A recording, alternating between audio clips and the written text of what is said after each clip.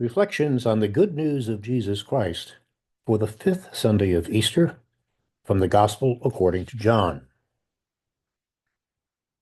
When Judas had left them, Jesus said, "Now is the Son of Man glorified, and God is glorified in him. If God is glorified in him, God will also glorify him in himself, and God will glorify him at once. My children, I will be with you only a little while longer. I give you a new commandment: love one another. As I have loved you, so you also should love one another. This is how all will know that you are my disciples, if you have love for one another." The good news of the Lord. Imagine, if you can, being at that table, sharing in that meal, the one we call the Last Supper. Imagine that you just heard Jesus promulgate his most important commandment: love one another. As I have loved you, so you also should love one another. This is how all will know that you are my disciples, if you have love for one another. Now, consider the group seated around you. Matthew, who collected taxes on behalf of the Roman government and so would have been considered a traitor by his fellow Jews, looking across the table at Simon, the Zealot party member, who would have been considered a hero by his fellow Zealots if he had slipped 6 inches of steel between Matthew's ribs. They're going to love one another? Nathanael from Cana, whose first response when he heard about Jesus was, "Can anything good come out of Nazareth?" Then there's James and John, self-promoters of the first order, pushing themselves to the head of the line so they could sit at Jesus' right and left hand. How much do you think the others loved them after that? And, of course, Peter, who always had an answer which was almost always the wrong answer, but that never kept him from having his hand in the air whenever Jesus asked a question. Fishermen, traitors, revolutionaries, braggarts. They're going to become known for their love for one another, and that's how the message is going to be spread. Jesus either had tremendous faith in them, or he was, quite simply, a little crazy. And yet, somehow, they did it. Somehow, for 2,000 years, the message has been kept alive, and now it is up to us to continue the mission, which is, as its core, the mission of loving one another.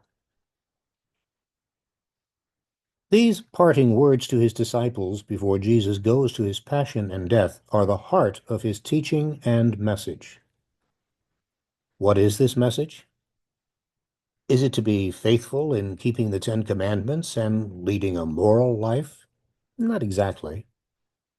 Does he warn us to be sure to be in church every Sunday and to go to confession regularly? Not really. Does he tell us to use all our energies in loving God? Surprisingly, perhaps, no. What he does tell us is to love other people, and to love them as he has loved us. This, he says, is a new commandment.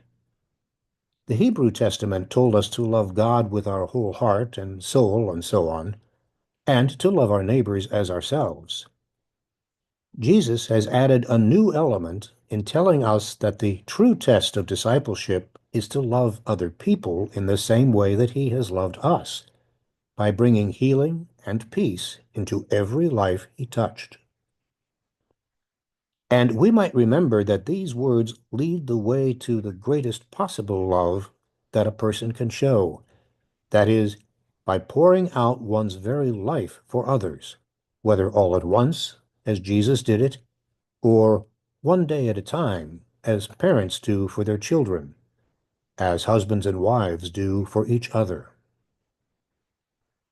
To incorporate that level of love in my life will surely call for a new way of thinking, of seeing, of behaving, and of interacting with other people. And it will be the test, the only valid test, of whether I truly love God as well. So I must ask myself, is this really the way? Is this the frame of mind in which I live my usual day? Is this the way we, who dare to call ourselves Christians, live our typical days?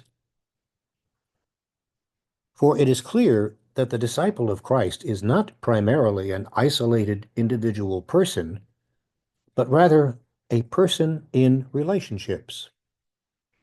I am defined as a disciple not by how I individually behave, but by my personal moral life. Even more, how I interact with other people. The solitary Christian is a contradiction in terms, because the Christian is only to be measured by the way he or she loves. And that love, by definition, involves other people. It can be said that I am my relationships. This is the vital distinction between being a Christian and being involved in other religions or quasi-religious activities such as yoga, meditation, and other practices which have become popular in our time. There's nothing wrong with them. However, most of these are inner-centered, aimed at personal peace of mind and giving coping skills in order to survive in our surrounding, demanding society. Christianity is primarily concerned at reaching out, at building communities whose main concern is together to work for the transformation of our whole society in Jesus' vision of the kingdom. It might also be said that all the other great religions, Buddhism, Hinduism, Islam, and Judaism, are also community-centered. All of these religions also include as an integral part prayer, meditation, contemplation.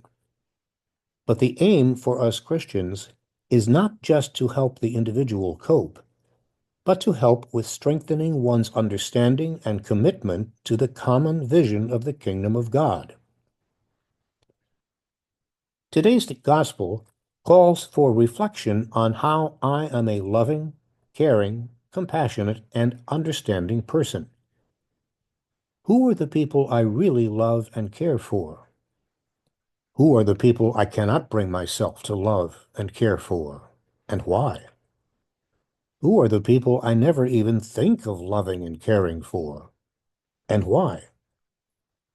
Do I only love the people of my own race, my own class, my own religion?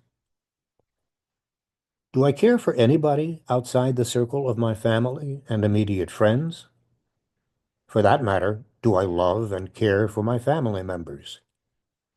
Whom do I regard as my friends, and why?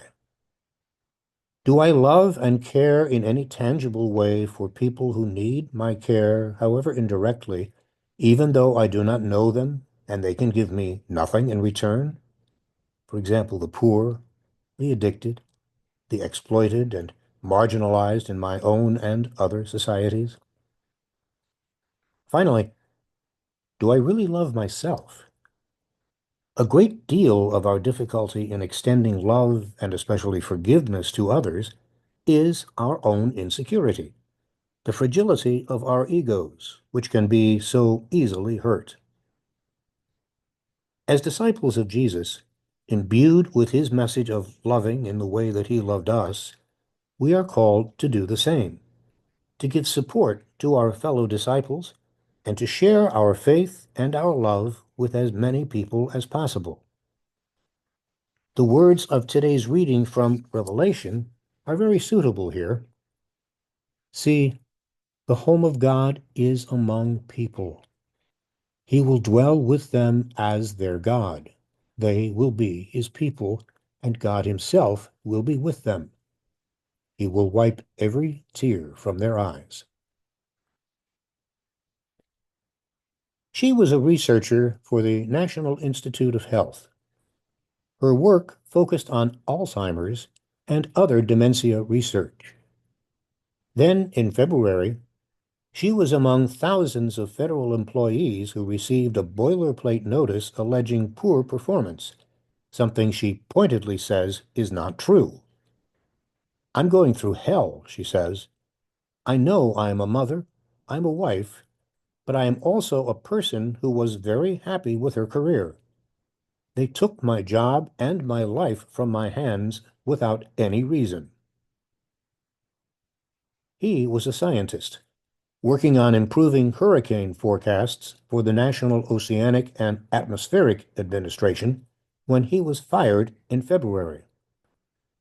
He lost his job as part of a purge targeting probationary workers who lack civil service protections against firings. In March, after a federal judge's order requiring federal agencies to rescind those terminations, he was notified that he had been reinstated on paid administrative leave, but he's still not being allowed to do his work. He said, "We just want to serve the public and get our forecasts and our data out there to help people make decisions, regardless of politics." They are targeted. They are constantly looking over their shoulder. They make themselves as invisible as they can. Yes, they are here illegally, but they are not the murderers and rapists they have been portrayed to be. They came to this country seeking a better life for their families. Many risked their lives to escape cruel oppression and violence in their native countries, managing to enter the United States with nothing. They have managed by working those menial jobs that no one else wants but need to be done in order for America to work. America, the city on the hill, has turned into a nightmare for these terrified people. Jesus' command to love as I have loved you, has never been more urgent. We are called to love with the vision of God, a vision that sees beyond skin color and language and nationality and tattoos, to see human beings created by the same God. We are called to love by welcoming the skills and respecting the competence of those who have given their careers in service to the common good. We are called to love one another as more than just statistics and numbers on a spreadsheet that can be erased, put around, or moved aside. As created by God, every human being is deserving of respect and honor and love. It is precisely by our being a love-filled people that God will come into people's lives in this way. It is through this constant love-centered interaction among each other that the new earth, the new heaven, and the new Jerusalem can begin to come into existence, not at some unknown future time and in some other place, but here and now, today. It is in our hands. All we have to do is follow the lead of Jesus, the Lord. Thanks very much for listening. Please feel free to share this with others if you like. And also, you're most welcome to subscribe to this weekly gospel reflection by going to our website, www.justanother.disciple.com. Once again, www.justanother.disciple.com. Thanks again.